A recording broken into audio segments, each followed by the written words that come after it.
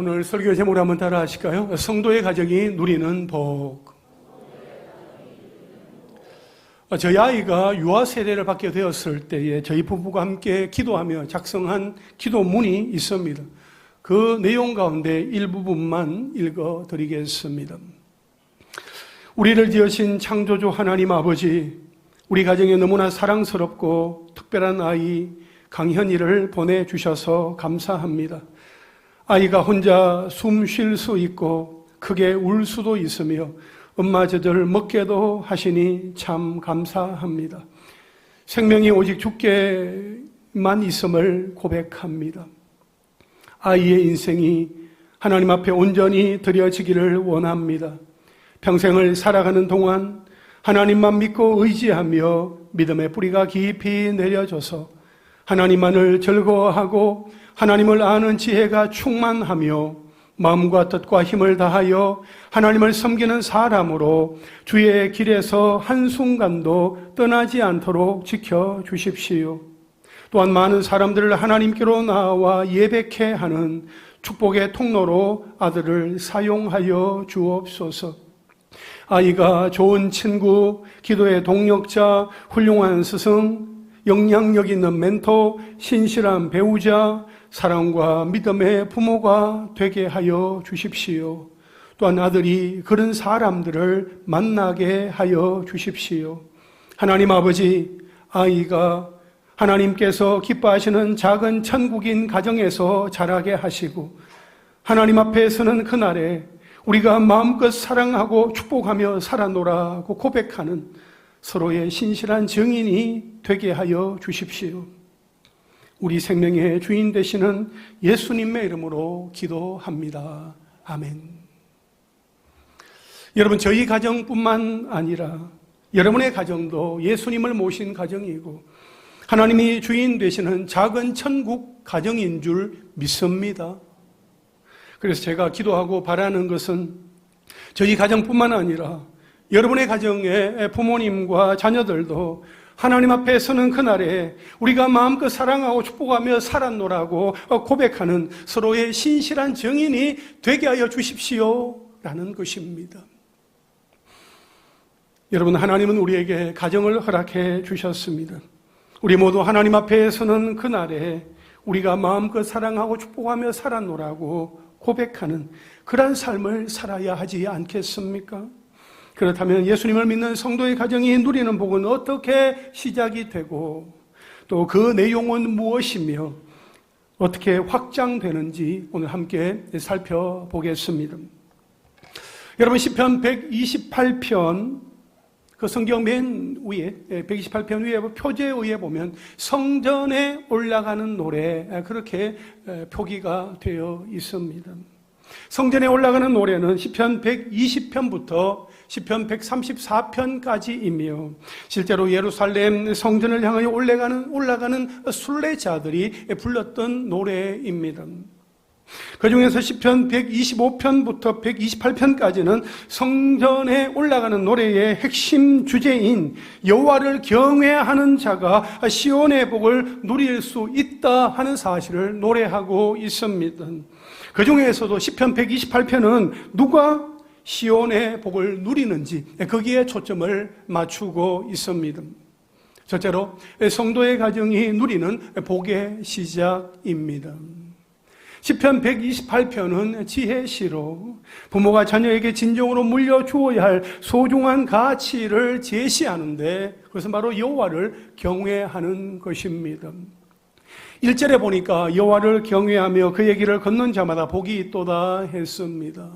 4절에 보니 여호와를 경외하는 자는 이같이 복을 얻으리로다 말씀하고 있습니다. 여기에서 경외란 공경할 경, 두려워할 외자를 씁니다. 그러니까 공경하고 두려워함을 의미하는 거지요. 하나님을 경외한다는 것은 하나님을 존경하고 두려워하여 복종하는 태도를 말합니다. 하나님을 경외하는 사람, 하나님의 길을 걷는 자마다 복을 받게 되어 있습니다.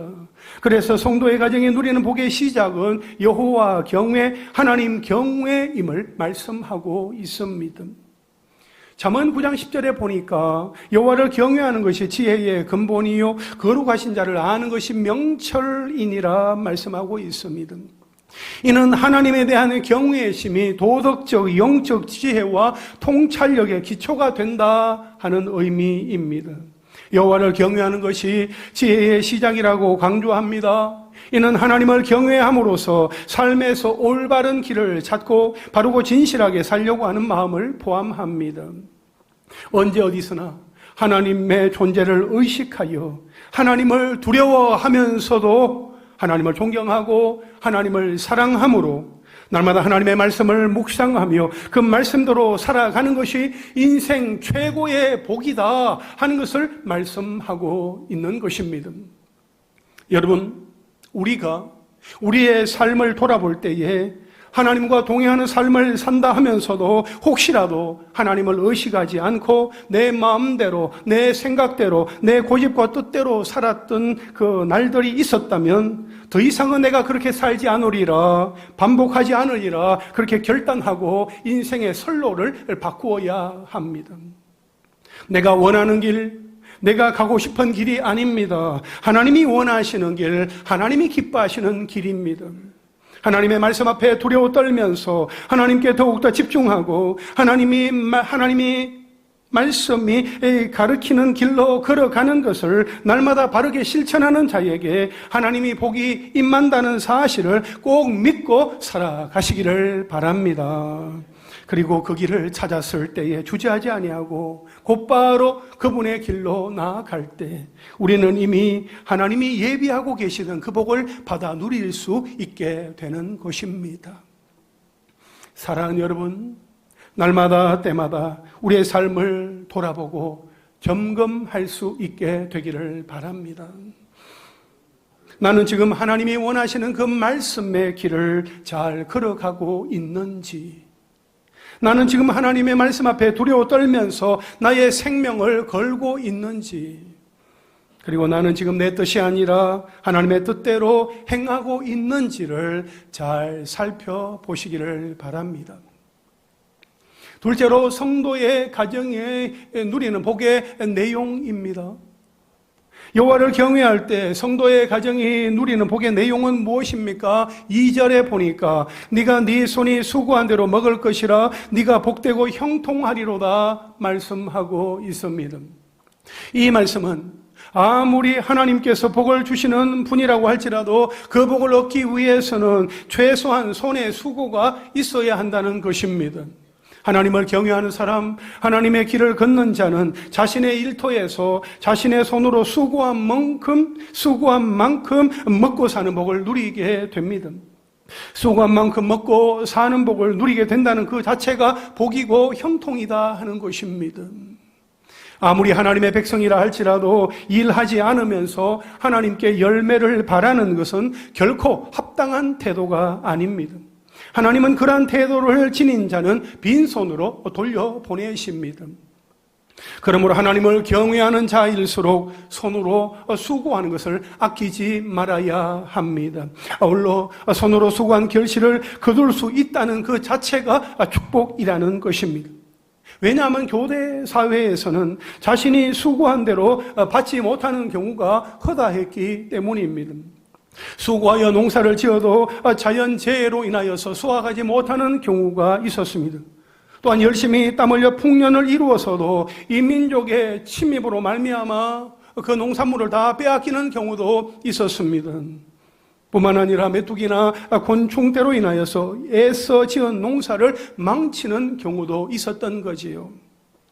따라서 자기가 수고한 대로 거두어 먹는다 하는 것은 하나님의 돌보심과 보호하심, 지켜주심의 의미가 함축되어 있습니다.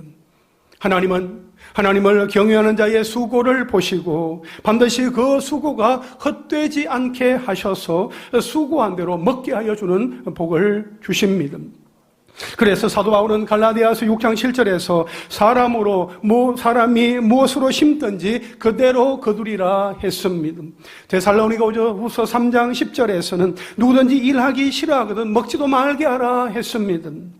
하나님을 경외할 뿐만 아니라 근면과 성실로 일하는 것이 축복의 전제 조건임을 또 말하는 것입니다.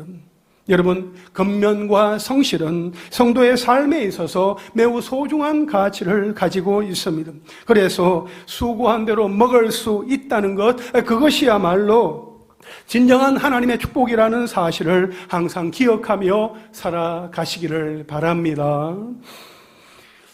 말씀 2절 하반절에 보니까 형통하리로다 했습니다. 여러분, 성경에서 형통은 하나님이 함께 하심을 의미합니다. 하나님이 함께 하신다, 형통이라는 것이요. 요셉의 인생이 그러했습니다. 형들의 시기와 질투로 애굽의 보디발의 집에 종으로 팔려갔으나 몸과 마음이 그렇게 힘들고 어려운 그 순간에도 그가 능히 견디어낼 수 있었던 것은 하나님이 함께하여 주셨기 때문입니다. 하나님의 함께하심 때문이었어요. 여호와께서 요셉과 함께하심으로 그가 형통한 자가 되었다고 성경은 말씀을 하고 있습니다. 여러분, 우리가 형통의 기준을 어디에 두느냐, 그게 중요합니다. 세상 사람들과는 180도로 다릅니다. 세상 사람들은 그저 눈에 보이는 가치를 손에 넣고 차지하게 되었을 때의 형통이다, 그렇게 말하지만 우리가 보기에는 그가 아무리 많은 것을 가졌다 할지라도 하나님이 안 계시면 형통이라 말할 수 없습니다. 아울러 비록 조금 느린 것 같고 손해보는 것 같고 억울한 것 같을지라도 하나님이 함께 하시면, 하나님이 나의 걸음을 인도해 주시면 그게 형통인 것입니다. 우리가 그러한 복을 날마다 때마다 누리며 살아갈 수 있게 되기를 바랍니다. 하나님이 나와 함께 하신다. 우리 좌우에 계신 분들과 함께 인사하실까요? 하나님이 우리와 함께 하십니다. 그렇습니다. 하나님이 함께 하신다는 그 자체가 형통인 것입니다. 하나님이 함께 하시는 이들에게 놀라운 형통의 복이 주어진다는 거지요.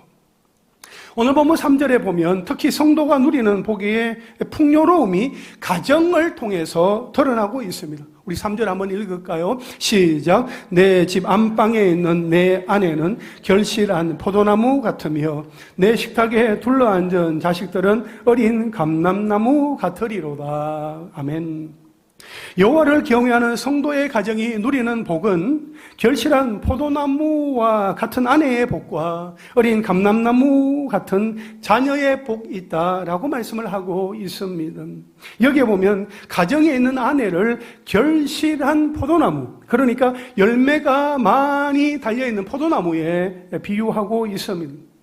이는 1차적으로는 많은 자녀를 낳고 그들을 양육하는 아내의 모습을 염두에 둔 것이지만 한편으로 포도나무가 가지고 있는 그 연약함의 특성을 염두에 둔 말이기도 합니다.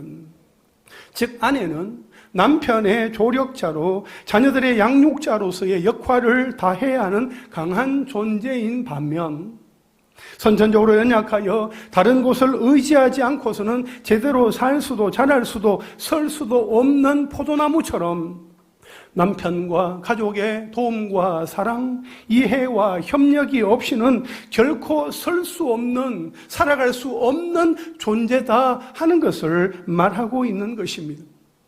이에 대해 베드로는 남편 된 자들에게 베드로전서 3장 7절에서 이렇게 말합니다. 남편들아, 이와 같이 지식을 따라 너희 아내와 동거하고 그를 더 연약한 그릇이요 또 생명의 은혜를 함께 이어받을 자로 알아 귀히 여기라. 이는 너희 기도가 막히지 아니하게 하려 함이라 말씀하고 있습니다. 여러분, 이 대목은 말이죠, 저를 비롯한 우리 남편분들이 잘 새겨 들어야 할 말씀입니다. 친애하는 남편 여러분, 아내를 더 연약한 그릇이요 또 생명의 은혜를 함께 이어받을 자로 알아 귀하게 여기시기 바랍니다. 수장님 소리가 제일 크신 것 같아요. 그리하지 않으면 기도가 막힙니다. 기도가 막히는 일은 없으시기 바랍니다. 아내와의 관계가 온전하지 못하면 기도가 되지 않고 기도해도 하나님이 들으시지 않습니다. 아무쪼록 남편과 아내는 서로 사랑하되 상대방을 잘 이해하고 서로의 부족함을 채우기 위해서 수고함으로 온전히 협력하고 그렇게 이해하고 협력할 때 온전한 부부의 모습을 완성해 갈 수 있는 것입니다. 사랑하는 여러분, 아름다운 가정, 아름다운 부부 관계는 서로 이해하고 협력하여 부족함을 채울 수 있는 그런 마음에서 시작이 되는 것입니다.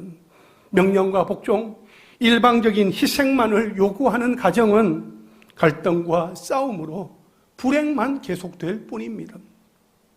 그러므로 오늘 말씀을 여러분의 마음에 잘 새기시기를 바랍니다. 남편은 포도나무처럼 유약한 아내를 잘 붙들어 주시고, 아내는 남편을 존중하고 인정함으로 아름다운 열매를 만들어낼 수 있기를 바랍니다. 옆 사람과 한번 인사하실까요? 곁에 있을 때 잘 하세요. 곁에 있을 때 잘 하시기를 바랍니다.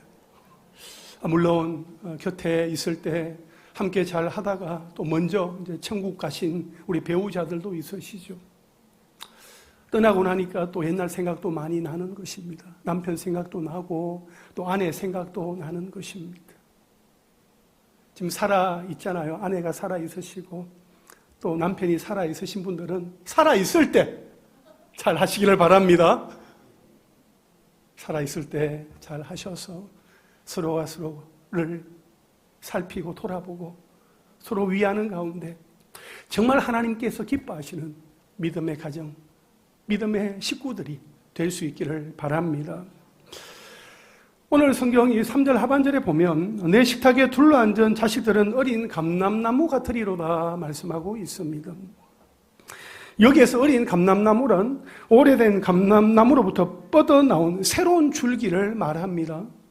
감람나무가 설령 베어진다 해도 베어진 그루터기에서 새로운 싹이 나서 나무의 줄기와 가지를 만들어낼 만큼 이 어린 감람나무는 신선함과 활력, 건강함과 성장을 상징합니다. 이것을 통해 자녀들로 가득한 가정에 넘쳐나는 하나님의 축복을 언급하고 있는 것입니다. 여러분, 어린 감람나무 가지는 스스로 땅에 뿌리를 내리고 자라난 나무가 아닙니다. 이들은 오래된 나무에 꼭 붙어서 살아가는 나무입니다. 그래서 만일 어린 감람나무 가지가 붙어있는 그 원나무 가지가 제거되거나 부러져 버리면 어린 감람나무 가지 또한 올바른 성장이 불가능할 것이며 심지어 메말라 죽어버릴 수도 있다는 것을 말하고 있습니다. 이것이 무엇을 말하는 것입니까?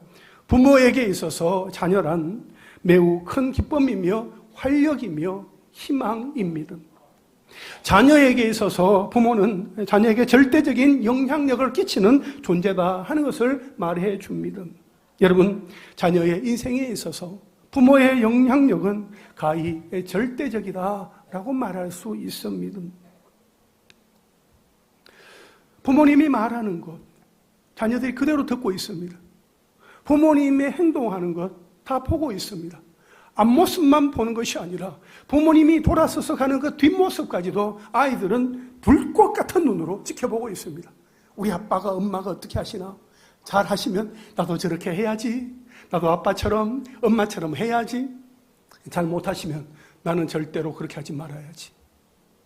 나는 아빠처럼 하지 말아야지. 나는 엄마처럼 하지 않을 거야 라고 말해요. 근데 여러분, 많은 사람들이 상담을 할 때 보면 다 상처가 있어요. 아픔이 있어요. 가만 보니까 부모님이 하셨던 행동을 그대로 따라하면서 자식과의 어떤 어려움 가운데 이 문제를 어떻게 풀어가면 좋을 것인가 하는 문제를 가지고 카운셀러에게 가서 상담을 하는 거죠. 여러분, 자녀들은요, 부모님을 다 지켜보고 있어요. 자녀들이 어리다고 모를 것 같아요? 말만 안 할 뿐입니다. 애들의 그 메모리 칩에는 그 모든 기억들이 다 입력이 되고 있는 거예요.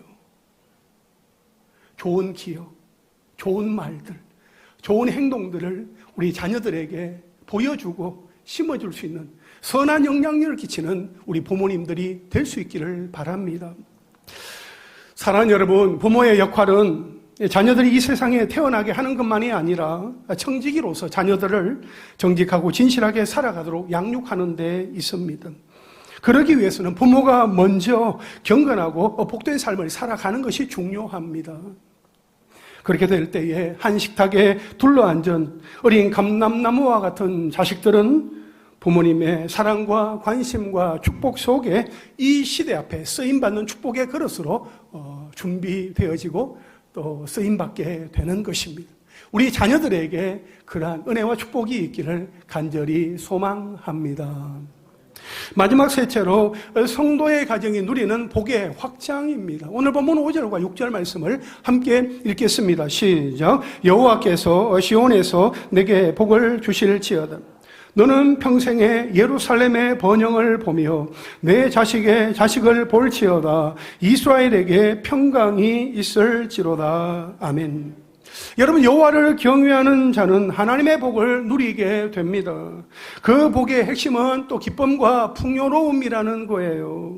그런데 이 기쁨과 풍요로움은 가정에서 출발하여 성전과 나라로 그 복이 확장되어서 시온의 복과 예루살렘의 번영을 보게 되는 것으로 주어진다 하는 것입니다. 여기에서 시온은 요새라는 의미로 예루살렘 전체 혹은 성전이 있는 장소 혹은 하나님의 주권과 통치가 임하는 곳의 의미로 사용이 됩니다. 오늘 본문에서 이 시온은 예루살렘 성전이 있는 장소를 의미하며 여기에서 복이 주어진다 하는 것입니다. 하나님께서 임재하시는 그 예루살렘 성전으로부터 하나님의 복이 흘러나온다 하는 거죠.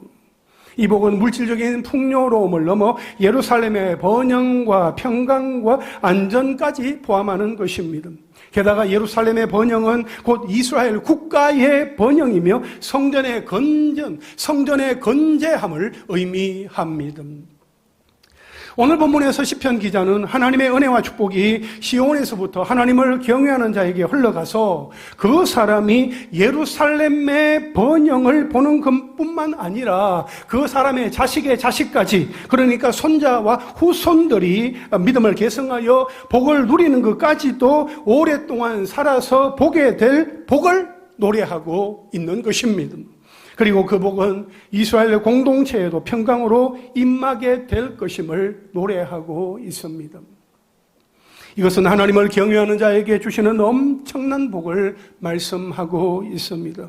하나님을 경외하는 자의 가정의 복은 그 가정에서만 머무르는 것이 아니라 시온과 예루살렘의 평강과 번영으로 이스라엘 민족과 열방으로 확장된다 하는 것을 말씀하고 있습니다. 성도 여러분, 이 말씀처럼 우리에게 주시는 은혜와 축복 또한 그렇게 확장되어지기를 원합니다. 하나님께서 우리에게 복을 주시고 그 복이 우리 가정에서 그리고 또 우리 교회에서만 머무르는 것이 아니라 가정과 교회의 지경을 뛰어넘어서 우리나라와 민족과 열방으로 확장되어지기를 간절히 바랍니다. 무엇보다도 그 복은 우리 한 세대에서만 그쳐서는 안 되고 다음 세대 또 그 다음 세대로 이어져야 합니다. 여러분, 예수 믿는 성도인 우리가 우리 다음 세대 자녀들에게 꼭 물려주어야 할 것은 무엇일까요? 오늘날 하나님을 믿는다고 말은 하지만 교회 안에도 세상의 원리가 작동하고 있고 세상의 기준이 하나님의 기준을 넘어설 때가 있습니다. 우리는 그것을 세속화라고 말하지요. 하나님의 백성은 세상의 원리에서 벗어나 하나님의 원리를 세워야 합니다. 하나님께서 세상을 다스리신다 하는 것을 믿음으로 선포하고 신앙적인 원리를 따라 살아가야 합니다. 그것이 믿음입니다. 우리가 다음 세대의 자녀들에게 꼭 물려주어야 할 것은 믿음의 유산입니다. 우리가 지난 한 주간 새벽마다 함께 모여서 기도한 것도 다음 세대의 자녀들이 말씀과 기도로 자라가고 믿음으로 일어날 수 있도록 돕기 위해서입니다. 이제는 교회보다 가정이나 학교, 학원이나 일터에서 더 많은 시간을 보내고 있는 우리 자녀들이 한 번이라도 더 말씀 앞에 노출이 되고 말씀과 함께 씨름하며 믿음으로 성장하기를 바라고 있습니다. 과거에 주일학교 교육은 교회 교역자들과 선생님들의 몫이다, 그렇게 여겼었습니다. 그러나 코로나 팬데믹 이후에 시대가 급변하면서 이제는 부모님들의 역할이 점점 더 커지고 있습니다. 자녀의 신앙교육과 인성교육의 시작은 가정이어야 함을 우리는 부인할 수 없습니다. 최근에 한 초등학교에서 3학년 어린이가 학교 교감 선생님의 뺨을 때리고 욕을 하며 팔뚝을 물고 침을 뱉으며 책가방을 휘두른 그 영상이 SNS를 통하여서 급속도로 확산되면서 많은 사람들의 공분을 일으켰습니다. 교감 선생님의 만류에도 불구하고 아이는 그냥 집으로 가버렸고, 학부모는 학교를 찾아와서 담임 교사를 폭행하기도 했답니다. 그 아이의 학부모는 평소에도 학교를 대상으로 아동학대 신고를 일삼았고, 그 아이는 학교에서 문제 행동을 일으켜서 수차례 전학을 다닌 것으로 파악됐다고 합니다. 자초지종을 모르기에 이렇게 이야기를 꺼내는 것도 정말 조심스럽지만, 초등학교 3학년이라면 최소한 학생으로서 갖추어야 할 예의 범절이 있는 것입니다. 그 어떠한 경우에라도 선생님에 대한 말과 행동은 각별히 조심해야 한다는 것을 가정에서 교육해야 하는 것 아닙니까? 남에게 책임 전가할 것이 아니라 학교 선생님들이 방임한 것이다, 그렇게 말하는 것이 아니라 가정에서 먼저 교육이 선행되어야 하는 것입니다. 학부모라면 최소한 학교 교육자에 대한 기본적인 매너를 갖추어야 하는 것 아닙니까? 저는 우리 믿는 사람들에게 있어서 신앙교육도 맥을 같이 한다고 생각합니다. 코로나19를 지나면서 자녀들의 신앙교육에 부모의 역할이 더욱더 막중한 시대가 되었습니다. 교회 목사님, 전도사님, 선생님들이 알아서 잘 가르쳐 주시겠지, 그렇게 생각하고 또 맡기던 시대는 이제 이미 다 지나가 버렸습니다. 이제는 교회와 가정, 교역자, 교사와 부모가 연계하여서 함께 기도하며 자녀의 신앙교육을 직접 챙겨야 합니다. 교회와 가정이 함께 가야 하는 것입니다. 그래야 우리 자녀들을 세상에게 빼앗기지 않습니다. 사탄 마귀로부터 우리의 자녀들을, 사랑스러운 우리의 자녀들을 지켜낼 수 있습니다. 어른들이 아이들을 전도하기는 쉽지 않은 시대입니다. 제가 20년 전에 서울 대길교에서 사역을 할 때에 토요일이면은 서울 신길초등학교, 서울 영신초등학교 학교 앞으로 교사들과 함께 갑니다. 대문이 활짝 열려 있어요. 그러면 운동장으로 들어가서 아이들이 공놀이하고 있으면 같이 공을 주기도 하고 또 차기도 하고 하면서 그렇게 애들하고 이렇게 대화하는 가운데, 나에게 대길교회 전사님인데 내일 우리 교회 올래? 그렇게 하면 아이들과 이렇게 접촉하면서 자연스럽게 아이들을 교회로 전도한 일들이 다반사였습니다. 지금은요, 어떻습니까? 차를 타고 이렇게 지나가다 보면 학교 정문은 굳게 철문으로 닫혀 있습니다. 학교를 방문하시는 분은 안내실로 전화 주시기 바랍니다. 학교에 허락이 있어야만 학교에 출입할 수 있습니다. 허락도 없이 무단 침입했다가는 경찰로부터 어떻게 되죠? 불편한 일들을 겪게 되는 거죠. 그러한 시대가 되어버렸습니다.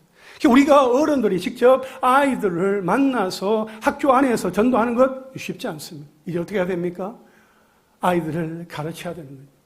아이들을 교회에 오게 하면 그 아이들을 집중력 있게 가르쳐서 그 아이들의 마음 가운데 심겨져 있는 그 십자가 복음, 그 예수 이름을 친구들에게 또 짝꿍에게 전하게 해서 자연스럽게 그 아이들이 복음을 듣고 교회에 올 수 있도록 그렇게 관계 전도를 하면서 이제 복음을 전해야 하는 시대가 되었습니다.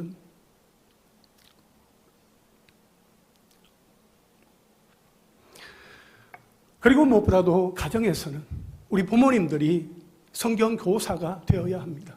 더 이상 교회의 어떤 교역자들이나 선생님들에게 다 맡기면 안 됩니다.